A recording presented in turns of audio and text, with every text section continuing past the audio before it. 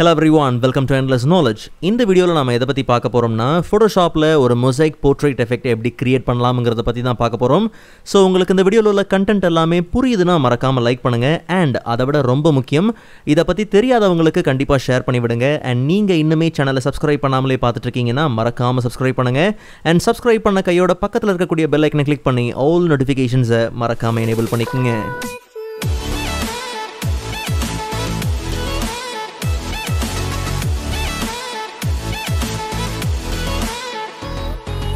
Alright, so first of all நமக்கு தேவையான mosaic நாம கிரியேட் பண்ணி ஆகணும். So ஏற்கனவே அதுக்கு தேவையான collections of photos எல்லாத்தையும் ஒரு folderல கேதர் பண்ணி வச்சாச்சு. So கிட்டத்தட்ட 100 images பாத்தீங்கன்னா இங்க இருக்கு.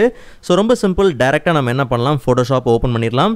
So இதுக்காக ஒரு புது டாக்குமெண்ட்லாம் கிரியேட் பண்ணணும்னு அவசியம் கிடையாது. டைரக்டா நம்ம ஃபைல் மெனுக்குள்ள போனோம்னா அங்க நமக்கு ஆட்டோமேட்குள்ள கான்டெக்ஸ்ட் ஷீட் 2ங்கற ஆப்ஷன் உண்டு. ஜஸ்ட் நம்ம கிளிக் பண்ணி ஆக்சஸ் பண்ணிக்கலாம். So இப்போ நமக்கு தேவையான சோர்ஸ் இமேजेस எல்லாமே எந்த லொகேஷன்ல இருக்குன்றத நாம மென்ஷன் பண்ணி ஆகணும். நமக்கு தேவையான கலெக்ஷன்ஸ் ஆஃப் போட்டோஸ் எல்லாமே பாத்தீங்கன்னா ஒரு ஃபோல்டருக்குள்ள தான் இருக்கு. சோ யூஸ்ல நாம என்ன பண்ணலாம், ஃபோல்டரை செலக்ட் பண்ணிக்கலாம் and அதே மாதிரி அந்த ஃபோல்டர் எந்த லொகேஷன்ல இருக்குன்றத நாம மென்ஷன் பண்ணி ஆகணும். சோ சூஸ் கொடுத்து நம்மளுடைய ஃபோல்டர் பாத்தீங்கன்னா டெஸ்க்டாப்ல தான் இருக்கு. சோ போட்டோஸ்ங்கற ஃபோல்டர் அந்த ஃபோல்டருக்குள்ளலாம் போகணும்னு அவசியம் இல்ல. அந்த ஃபோல்டரை செலக்ட் பண்ணிட்டு ஜஸ்ட் நம்ம ஓகே கொடுத்தாலே போதும். and கீழ கவனிச்சு பார்த்தோம்னா நமக்கு டாக்குமெண்ட் தம்ப்நெயில் அப்படிங்கற ரெண்டு கேட்டகரி இருக்கு. சோ தம்ப்நெயில் பாத்தீங்கன்னா டாக்குமெண்ட்ல பார்த்தோம்னா யூனிட்ஸ்ல வந்து சென்டிமீட்டர் டிஃபால்ட்டா இருக்கும். நாம என்ன பண்ணலாம், இன்ச்சஸ்ல சேஞ்ச் பண்ணிக்கலாம். சோ அப்ப நமக்கு வேல்யூஸை என்ட்ரி பண்றதுக்கு கொஞ்சம் ஈஸியா இருக்கும். ஓகே, and ரெசல்யூஷன் பாத்தீங்கன்னா பிக்சல் per சென்டிமீட்டர்ல இருக்கு. சோ அதையும் நம்ம என்ன பண்ணலாம், இன்ச்சஸ் எடுத்துக்கலாம். சோ விட்த் அண்ட் ஹைட் இருக்கு இல்லையா, நமக்கு உள்ள இன்சர்ட் ஆகக்கூடிய அந்த ஒவ்வொரு பிக்சரும் பாத்தீங்கன்னா என்ன விட்த் அண்ட் ஹைட்ல வேணும் அப்படிங்கறத இங்க மென்ஷன் பண்ணி ஆகணும்.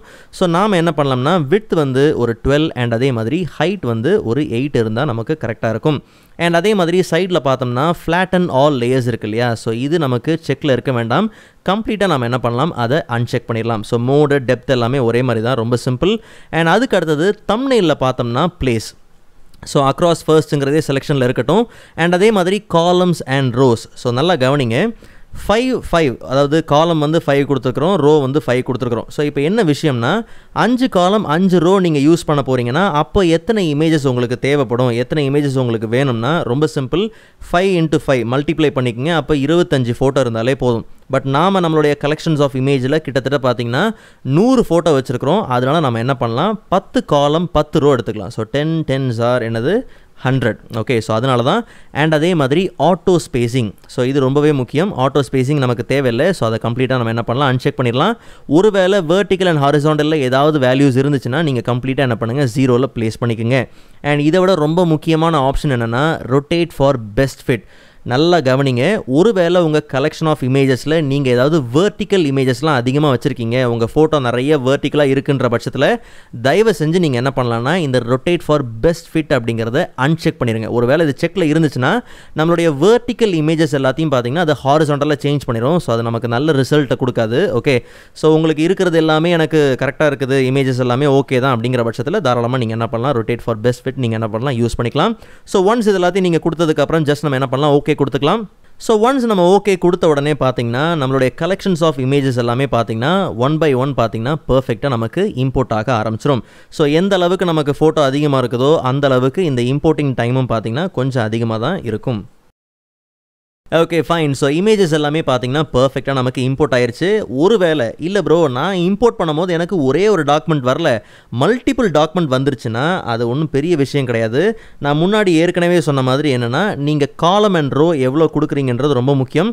ஒருவேளை நான் ஏற்கனவே சொன்ன மாதிரி 5 காலம் 5 ரோ நீங்கள் கொடுக்குறீங்கன்னா 5 into 5 25. ஓகே, அப்போ நீங்கள் செலக்ட் பண்ணுற ஃபோல்டரில் 25 ஃபோட்டோ தான் இருக்கணும். ஒருவேளை நீங்கள் 5 காலம் 5 ரோ கொடுத்துட்டு அந்த ஃபோல்டருக்குள்ளே 100 ஃபோட்டோ இருந்துச்சுன்னா அதை சரி பாதியாக பிரித்து 4 டாக்குமெண்ட்டாக பார்த்தீங்கன்னா க்ரியேட் ஆகிடும். ஓகே, ஒருவேளை உங்களுக்கு மல்டிபிள் டாக்குமெண்ட்ஸ் வருதுன்னா அதுக்கு இதுதான் காரணம். ஸோ அப்போ அதுக்கு ஏற்ற மாதிரி நீங்கள் எவ்வளோ ரோ எவ்வளோ காலம் கொடுக்குறீங்களோ அதுக்கு சம்மந்தப்பட்ட அதுக்கு தேவையான கலெக்ஷன்ஸை மட்டும் நீங்கள் என்ன பண்ணுங்கள், அந்த ஃபோல்டருக்குள்ளே வைங்க. ஓகே, அண்ட் அதே மாதிரி இதில் இன்னொரு முக்கியமான விஷயத்தை கவனித்து பார்த்தீங்கன்னா இருக்கக்கூடிய எல்லா இமேஜும் பார்த்தீங்கன்னா சரியான சைஸில் இல்லை. ஓகே, ஸோ எல்லாமே பார்த்தீங்கன்னா ஆக்சுவல் சைஸில் தான் பார்த்தீங்கன்னா உள்ளே வந்திருக்கு. ஸோ நமக்கு எல்லாமே பார்த்தீங்கன்னா பர்ஃபெக்டாக ஈவன் சைஸில் பார்த்தீங்கன்னா நமக்கு தேவை. இப்போ என்ன விஷயம்னா ஒவ்வொரு இமேஜும் நம்ம என்ன பண்ண போகிறோம்னா செலக்ட் பண்ணி அதை ரீசைஸ் பண்ண போகிறோம். அப்போ யோசிச்சு பாருங்கள், ஒவ்வொரு இமேஜும் நம்ம செலக்ட் பண்ணுறதுக்கு அந்தந்த லேயரை கஷ்டப்பட்டு செலக்ட் பண்ணிட்டு இருக்க முடியாது. நீங்கள் என்ன பண்ணுங்கள், மூவ் டூல் எடுத்துகிட்டு ஆட்டோ செலக்ட் என்ன பண்ணுங்கள், எனேபிள் பண்ணிக்கோங்க. ஆட்டோ செலக்டை நம்ம எனேபிள் பண்ணிட்டோங்கிற பட்சத்தில் நாம் எந்த இமேஜை கிளிக் பண்ணுறோமோ அந்த இமேஜுக்கான லேயர் பார்த்திங்கன்னா ஆட்டோமேட்டிக்காக நமக்கு என்ன ஆயிரும், செலக்ட் ஆயிரும். ஓகே, ஸோ அப்போ நம்ம கொஞ்சம் ஈஸியாக அந்த வேலை முடியும். ஸோ இப்போ என்ன விஷயம்னா, இப்போ உதாரணத்துக்கு இப்போ இந்த இமேஜ் இருக்குது, ஜஸ்ட் நம்ம என்ன பண்ணலாம், அந்த இமேஜை செலக்ட் பண்ணிவிட்டு Ctrl+T கொடுத்தோம்னா ஃப்ரீ ட்ரான்ஸ்ஃபார்ம் நமக்கு எனேபிள் ஆகும். ஓகே, ஸோ இப்போ அதோட சைஸை நம்ம சேஞ்ச் பண்ணும்போது கவனித்து பார்த்தீங்கன்னா கம்ப்ளீட்டாக சைஸ் என்ன ஆகுது, சேஞ்ச் ஆகுது. ஆனால் நமக்கு தேவையான அந்த குறிப்பிட்ட சைஸ் பார்த்திங்கன்னா இல்லை. ஓகே, நமக்கு வந்து விட்த் வந்து 12 அண்ட் அதே மாதிரி பார்த்திங்கன்னா ஹைட் வந்து 8 அப்படிங்கிறத நம்ம ஏற்கனவே கொடுத்துருந்தோம் இல்லையா. ஸோ இது வந்து கம்ப்ளீட்டாக ரீசைஸ் ஆகிறதுக்கான காரணம் என்னென்னா, ஸோ Ctrl+Z கொடுத்து நம்ம என்ன பண்ணலாம், ரிவர்ட் பண்ணிக்கலாம். ஸோ இது கம்ப்ளீட்டாக வந்து ரீசைஸ் ஆகிறதுக்கான காரணம் என்னென்னா, இங்கே கவனித்து பாருங்கள், லேயரோட தம்ப்நெயிலும் லேயரோட மாஸ்க்கும் பார்த்தீங்கன்னா லிங்க்கில் இருக்குது. ஓகே, ஸோ இந்த லிங்க்கை நம்ம என்ன பண்ணலாம், பிரேக் பண்ணிடலாம். ஒன்ஸ் நீங்கள் பிரேக் பண்ணதுக்கப்புறம் இப்போ நாம் இந்த இமேஜ் என்ன பண்ணலாம், Ctrl+T கொடுத்து ஃப்ரீ ட்ரான்ஸ்ஃபார்மில் நம்ம என்ன பண்ணலாம், கொஞ்சம் ரீசைஸ் பண்ணிக்கலாம். ரீசைஸ் பண்ணுங்கள், அதுக்கப்புறம் நீங்கள் டபுள் கிளிக் பண்ணிங்க அப்படின்னாலே கம்ப்ளீட்டாக அது என்ட்ரு ஆயிரும். ஓகே, ஸோ இப்போ நீங்கள் என்ன பண்ணலாம், உள்ளே எங்கே வேணுமோ நீங்கள் தாராளமாக என்ன பண்ணலாம், மூவ் பண்ணிக்கலாம். இப்போ என்ன விஷயம்னா, இந்த மாஸ்க்குக்கும் லேயருக்கும் நடுவில் நம்ம லிங்க்கை ரிமூவ் பண்ணதுனால நீங்கள் எந்த அளவுக்கு ரீசைஸ் பண்ணாலும் அந்த மாஸ்க்கை விட்டு என்ன ஆகாது, வெளியாகாது. ஓகே, இப்போ உதாரணத்துக்கு இந்த இமேஜ் இருக்குது, ஜஸ்ட் இந்த இமேஜோட அந்த லேயரோட லிங்க்கை நம்ம என்ன பண்ணலாம், ரிமூவ் பண்ணிடலாம். ஐ மீன் லேயரோட மாஸ்க்குக்கும் தம்ப்நெயிலுக்கும் நடுவில் லிங்க்கை ரிமூவ் பண்ணிவிட்டு Ctrl+T ஃப்ரீ ட்ரான்ஸ்ஃபார்ம். ஸோ கம்ப்ளீட்டாக நம்ம என்ன பண்ணலாம், ரீசைஸ் பண்ணலாம். ஓகே, ஸோ ரீசைஸ் பண்ணிவிட்டு டபுள் கிளிக் பண்ணிட்டதுக்கப்புறம் நீங்கள் என்ன பண்ணுங்கள், உங்கள் மவுஸோட ஏரோ யூஸ் பண்ணி நீங்கள் என்ன பண்ணலாம், அதை கம்ப்ளீட்டாக நீங்கள் பொசிஷனுக்கு ஃபிக்ஸ் பண்ணிக்கலாம். ஸோ இது மாதிரி நம்ம எல்லா இமேஜுக்கும் பண்ணி ஆகணும். ஓகே, ஸோ 100 இமேஜ் இருக்குது. ஸோ இதை கொஞ்சம் வேகமாக நம்ம என்ன பண்ணலாம், செய்யலாம்.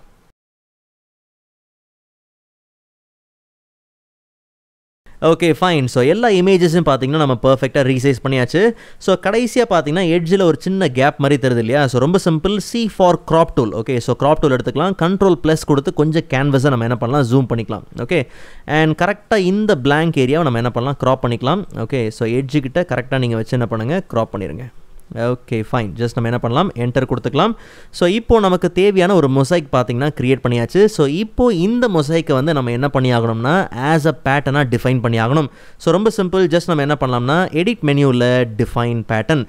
ஸோ பேட்டர்னுக்கு நம்ம என்ன நேம் வேணுமோ கொடுக்கலாம். நான் இப்போதைக்கு என்ன பண்ணுறேன்னா மொசைக் சாம்பிள் ஜஸ்ட் 1 அப்படின்னு நான் என்ன பண்ணுறேன், கொடுத்துக்கிறேன். அண்ட் நம்ம என்ன பண்ணலாம், ஓகே கொடுத்துக்கலாம். ஸோ இப்போது நமக்கு தேவையான ஒரு மொசைக் என்ன பண்ணியாச்சு, க்ரியேட் பண்ணியாச்சு ஆஸ் அ பேட்டர்னாக. ஸோ இப்போது நமக்கு தேவையான இமேஜை நம்ம என்ன பண்ணலாம், உள்ளே இம்போர்ட் பண்ணிக்கலாம். சப்ஜெக்டை நம்ம இம்போர்ட் பண்ணிக்கலாம். ஸோ நான் ஏற்கனவே டெஸ்க்டாப்பில் எடுத்து வச்சாச்சு. ட்ராக் பண்ணி நம்மளுடைய ஃபோட்டோஷாப்பில் ஆஸ் அ நியூ டாக்குமெண்ட்டாக நம்ம என்ன பண்ணலாம், ட்ராப் பண்ணிக்கலாம். ஓகே, ஸோ இப்போ நம்ம என்ன பண்ணி ஆகணும்னா ஏற்கனவே நம்ம க்ரியேட் பண்ண இந்த மொசைக்கை ஆஸ் அ பேட்டர்னாக இங்கே நம்ம என்ன பண்ணி ஆகணும், அப்ளை பண்ணி ஆகணும். ஸோ ரொம்ப சிம்பிள், ஜஸ்ட் நம்ம கீழே இருக்கக்கூடிய new adjustment layer pattern. Okay, so டிஃபால்ட்டாக இருக்கக்கூடிய பேட்டர்ன் பார்த்தீங்கன்னா அப்ளை ஆகுது. ஸோ நம்ம ஏற்கனவே கிரியேட் பண்ண பேட்டர்ன் பார்த்தீங்கன்னா இங்கே தான் இருக்குது. ஜஸ்ட் நம்ம கிளிக் பண்ணி என்ன பண்ணலாம், அப்ளை பண்ணிக்கலாம்.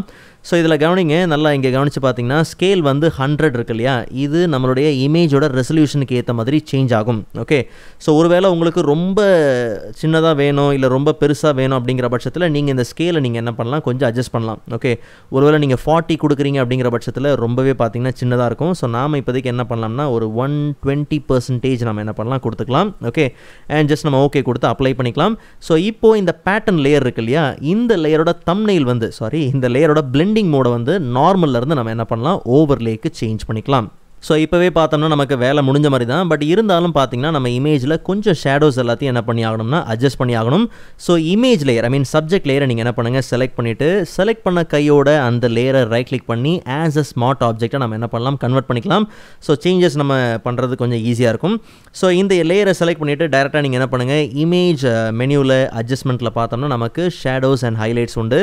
ஸோ ஒருவேளை நீங்கள் ஹைலைட்ஸை ஃபோக்கஸ் பண்ணுறீங்கன்னும் போது தாராளமாக நீங்கள் என்ன பண்ணலாம், ஹைலைட்ஸை நீங்கள் ஐ மீன் சேஞ்ச் பண்ணிக்கலாம். பட் நாம் இப்போ ஃபோக்கஸ் பண்ணுறது கம்ப்ளீட்டாக பார்த்தீங்கன்னா ஷேடோஸ். ஓகே, ஸோ ஹைலைட்டை பற்றி நமக்கு கவலை இல்லை. ஸோ கம்ப்ளீட்டாக இது எல்லாத்தையும் நம்ம என்ன பண்ணலாம், ரெடியூஸ் பண்ணிவிட்டு ஷேடோஸில் கொஞ்சம் அட்ஜஸ்ட் பண்ணிக்கலாம். ஓகே, ஸோ நல்லா கவனிங்க, ஒவ்வொரு இமேஜுக்கும் பார்த்தீங்கன்னா இங்கே நமக்கு சேஞ்ச் ஆகும், இந்த வேல்யூஸ் எல்லாம் சேஞ்ச் ஆகும். ஓகே, ஸோ அதனால் அந்தந்த இமேஜுக்கு ஏற்ற மாதிரி நீங்கள் என்ன பண்ணுங்கள், இருக்கக்கூடிய வேல்யூஸ் எல்லாத்தையும் சேஞ்ச் பண்ணி பாருங்கள்.